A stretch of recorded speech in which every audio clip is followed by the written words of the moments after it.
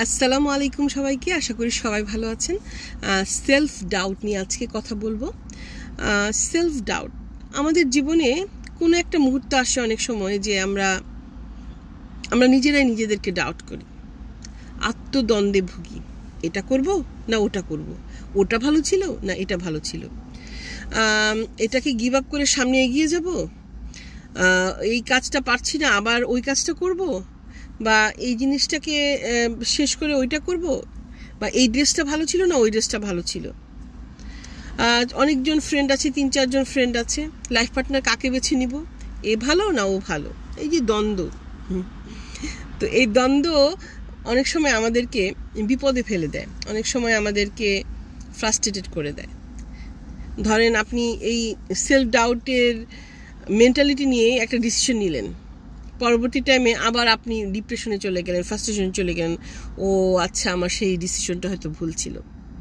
এটা অনেকটা হচ্ছে আসলে আত্মবিশ্বাসের অভাব, যে আমি এই ডিসিশনটা নিচ্ছি। আপনাকে নিজের উপর বিশ্বাস রাখতে হবে যে এইটাই ঠিক, এটাই সঠিক। এবং যে কোনো ডিসিশন নেওয়ার আগে আপনি প্রত্যেকটা জিনিসের প্রোস অ্যান্ড কোনস দেখে নেবেন, যে এই কাজটা, এই ডিসিশনটা নিলে আমার কী কী ভালো হতে পারে, কী কী খারাপ হতে পারে। আমরা অনেক সময় এক্সকিউজ দিই, হ্যাঁ, যে এই যে সেলফ ডাউটটাকে আমরা মিসইউজ করি এক্সকিউজ দিয়ে, যে আমি এই কারণে হয়নি, আমি এই জন্য এইটা পারিনি, ওর জন্য এটা পারিনি। যেদিন থেকে আপনি এক্সকিউজ দেওয়া বন্ধ করবেন, দেখবেন যে নিজের ডিসিশনটা আপনি নিঃসন্দেহে নিতে পারছেন, সন্দেহ ছাড়া। আর আরেকটা জিনিস হচ্ছে পজিটিভ এনার্জি। এখন আপনি বলতে পারেন যে আমি পজিটিভ এনার্জিটা কোথায় পাবো? পজিটিভ এনার্জিটা আপনি এমন না যে আমাদের মধ্যে নেগেটিভ এনার্জি নাই, এবং এটা একদিনে উবে যাবে না। কেউ যদি বলে যে আমার ডিপ্রেশন হয় না, ফ্রাস্ট্রেশন হয় না, সব কিছু আমার পজিটিভ, আমি বিশ্বাস করব না। সবার মধ্যেই আছে, কিন্তু এর মধ্যেই আপনাকে প্রোগ্রাম করতে হবে যে এইটাকে আমি কিভাবে মোকাবেলা করব, এই যে আমার এই নেগেটিভ এনার্জিকে আমি কিভাবে পজিটিভে টার্ন করব, কিভাবে আমি এটাকে ফেস করব, এবং কিভাবে আমি ফেস করে সামনের দিকে এগিয়ে যাব।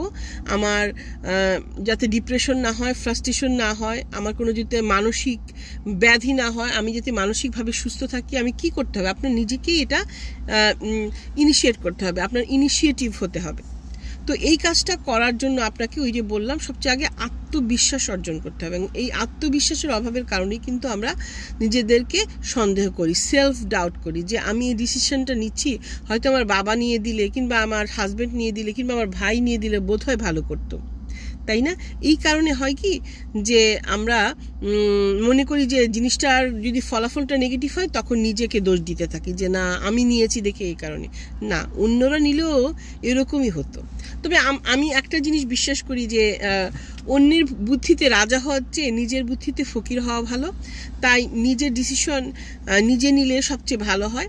কারণ কি, তাতে আমার মনে হয় যে এটা হয় কি, আপনার সেলফ কনফিডেন্স বাড়ে। আর ভুল তো হয়ই, ভুল ডিসিশন, খারাপ ডিসিশন, এটা আমরা আগে থেকে বলতে পারি না, এটা যে কেউ নিলেই হবে, সেটা আল্লাহর উপর ছেড়ে দিতে হবে। আপনাকে আত্মবিশ্বাসী হতে হবে, এবং এই সেলফ ডাউটটা নির্মূল করতে হলে ওই যে বললাম, একটু পজিটিভ এনার্জি দরকার। এবং পজিটিভ এনার্জিটা আপনি পাবেন কোত্থেকে? আপনার চারপাশের মানুষ থেকে।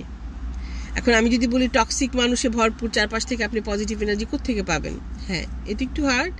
আপনার সেই ধরনের কিছু মানুষের সাথে মেলামেশা করতে হবে, সেই ধরনের মানুষের সাথেই বেশি কথা বলতে হবে, যারা খুব অপটিমিস্টিক, যারা পজিটিভ মেন্টালিটির। আমি যে আগেই বলেছি, নেগেটিভিটি, ডিপ্রেশন ছাড়া, ফ্রাস্ট্রেশন ছাড়া খুব কম মানুষই পাবেন, সবার মধ্যেই কম বেশি আছে। কিন্তু যে সেটা ওভারকাম করতে পারে, তাকে আমি পজিটিভ মেন্টালিটি বলবো, যে হ্যাঁ আমার মাঝখানে অনেক প্যারা আছে, আমার জীবনে অনেক কিছু আছে, কিন্তু এর মাঝে আমি আমার নিজেকে আমি পজিটিভ রাখবো। আর আগে সবসময় বলি আমি এই কথাটা, fake it until you make it. ভালো থাকবেন, সুস্থ থাকবেন, সুন্দর থাকবেন। আর ওই যে বললাম, বি পজিটিভ, ডোন্ট এক্সকিউজ, নিজের উপর বিশ্বাস রাখুন, তবেই দেখবেন যে সেলফ ডাউট একটু হলেও কমবে। আল্লাহ হাফেজ।